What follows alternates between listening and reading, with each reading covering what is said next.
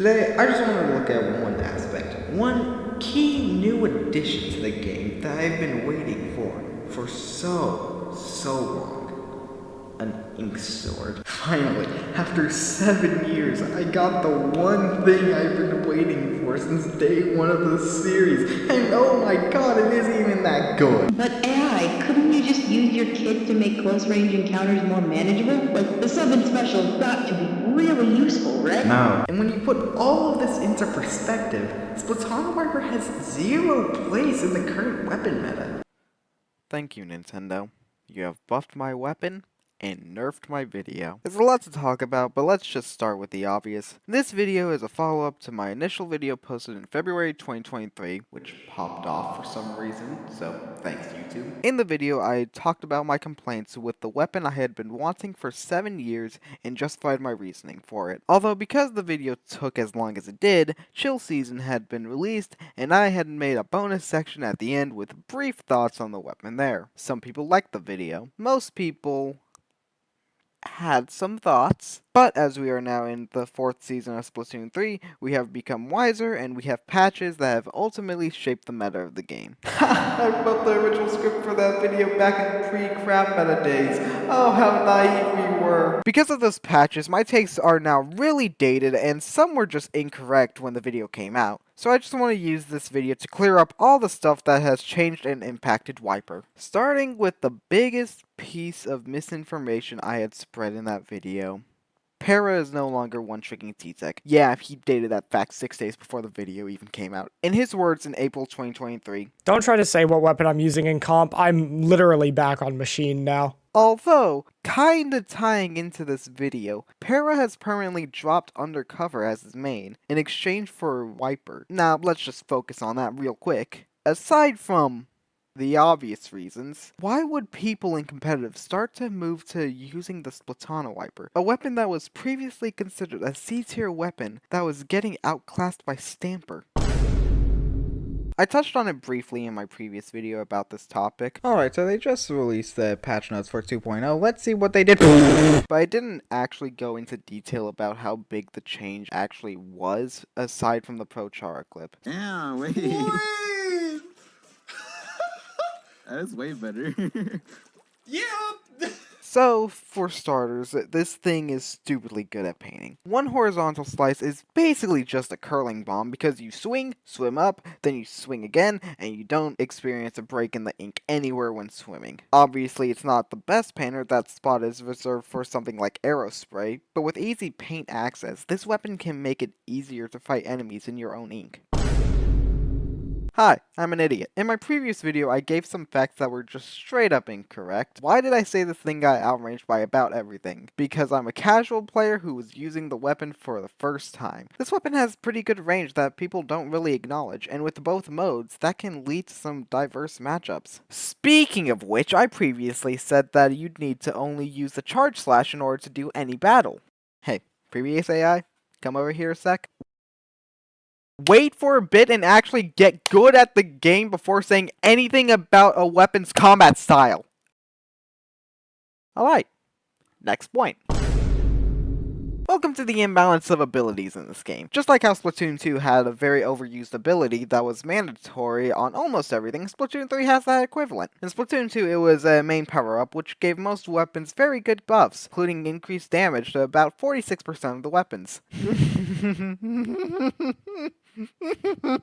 In this game, Time Alive is the name of the game, which means you get to see quick respawn kits like this. Now, only some weapons are actually able to fully utilize a kit like that, but the most notable examples are Dark Tetra Dualies and, you guessed it, Wiper. Pro Chara made an entire video based around the subject and why it's a secret top tier, but to simplify it, Wiper excels in the glorious strategy called feeding. What's feeding? Thank you for the question, audience member. Basically being a goddamn menace to the enemy team. Your purpose is to rush into the enemy's base and cause a distraction, preferably getting kills along the way. Obviously try to play the objective, but if your team is in a comfortable spot with the objective, you should be feeding. Because of this, running ungodly amounts of QR is the best way to commit to feeding. I would know. because this is my ink brush kit. Wiper and Tetra are the best options for this though, and Wiper actually does this better than Tetras do, which kinda locks it into a skirmisher feeding weapon. But it will need a kit to make up for it. Okay, so with time passing constantly as we slowly get closer and closer to the heat death of the universe, more patch notes come out with and during each season. For those of you wanting a recap, Wiper has the kit of Torpedo Ultra Stamp. Now, let me get this one out of the way. I may have been too harsh on the Torpedo for this weapon. Torpedo is actually pretty good, and it makes sense as to why people consider Torpedo to be the best option for this weapon. I never really used Torpedo in Splatoon 2, so that's why I didn't think of it so highly, but after some videos, I actually do kind of agree, Torpedo is decent. The 2 modes are a lot more versatile than I thought they were, and using the roll mode is pretty good for combos, which I didn't think to use when I picked up the weapon. Next! Hammer! Ah! What the hell did they do to Stamp? This thing is actually good now. I mean, it's not entirely good, for obvious reasons, but it got such a huge buff in 3.1.0 where the special is actually viable. The indirect radius of Stamp's rush mode is pretty large now, and it has made it so that it's actually possible to get more kills, and it has an easier time turning. Granted, it's still Stamp. Alright, next point. What's that? Nintendo's dating my video.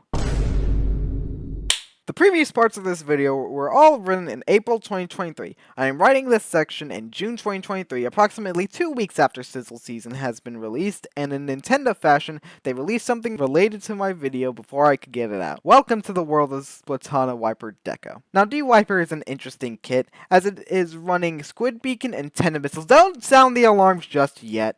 It's only 190p for special. Okay, maybe worry a bit.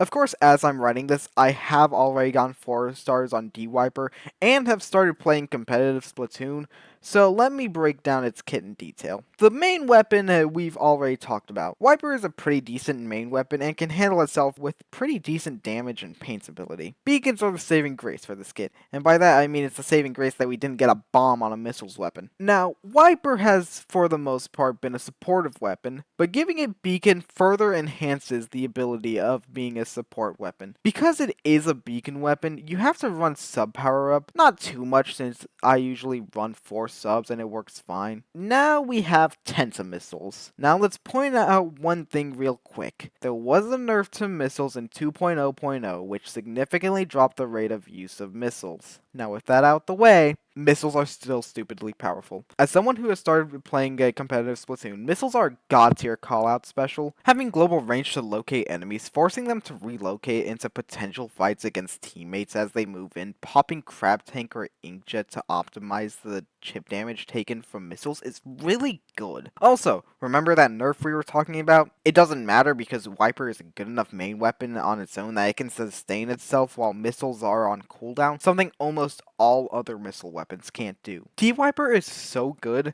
that basically on reveal, the weapon was an instant top tier. Right now, I have a very high opinion of the Wiper Deco. I don't know exactly how high that opinion is. This is definitely a weapon that we'll see use at top level at least early on in scrims and everything. People are going to try that thing out, and it may become a staple of the competitive repertoire. The Wiper Deco, on the other hand, is a bit more of a counterpick weapon to me. Beacons can be very nice with tactical or when it's set up, and missiles allows you to get in while keeping a lot of the speed Cooler provides. Alright, back to the video. Alright.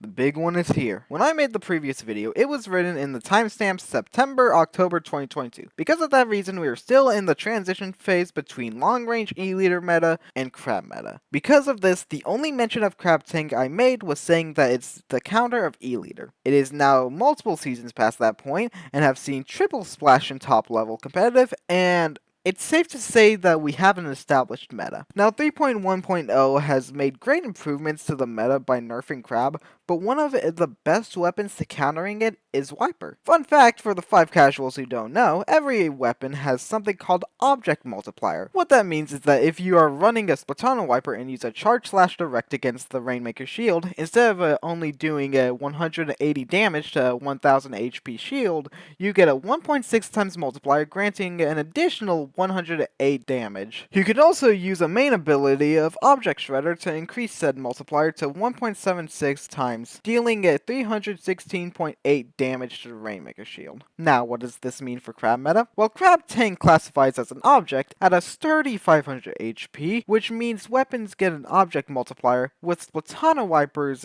getting a hefty multiplier of 1.3 times. Yeah, it's not too great, but keep in mind this is without OS and still does a solid 234 damage to Crab, with OS being an even better use at 304.2 damage per charge/direct, which is a 1.69 times multiplier. Now, this isn't the most effective strategy to use, as if you sneak up on the Crab, you can attack the Rider directly and kill them with a charge/direct. You can also use Splatana Stamper, which has a confirmed 2 charge/direct kill against Crab. I would know. I will eat your crab. But the kit Wiper gets is just perfect for dealing with crabs. Just Stamp though. Torpedo does nothing. Ultra Stamp kills crabs so easily in both Rush mode and Throne. Mostly Throne, because with a 3 times multiplier from a 3.0.0 patch notes, it deals 660 damage in one throw. Thankfully that doesn't leak through into the Rider, but Stamp likes destroying crabs, just like any maniac with a hammer. And well, I think ProChara says it best. The logic I mentioned before of if you're bad against Crab, your weapon probably sucks right now also applies in reverse. If your weapon's really good at dealing with Crab, it's probably in a great spot.